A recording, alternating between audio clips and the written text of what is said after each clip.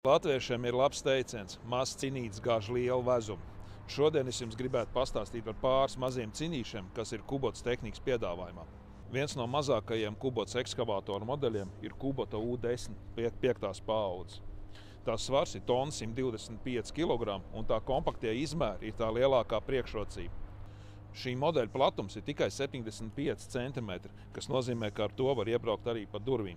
Ja nepieciešama lielāka stabilitāte, tad ķēdes var izbīdīt līdz 1 metra platumam. Ja nepieciešams, drošības rāmu var nolocīt.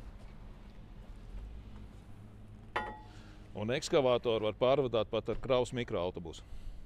Rakšanas dziļums ir 1,72 cm, un ekskavators ir aprīkots ar vienu hidraulikas papildlīniju. Un kā jau Kubotai ierasts, tā ir paslēpta strēles iekšēnē.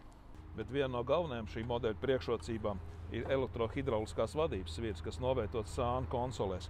To noteikti novērtēs jūsu vadītājs, kuram nebūs visu dienu jāpavada ar izstieptām rokām uz priekšu. Rezumējot, modelis Kubota U10 5 ir ļoti kompakts, ļoti izveicīgs un palīdzēs tikt galā ar darbiem, kur netiek klāt lielāka ekskavātora.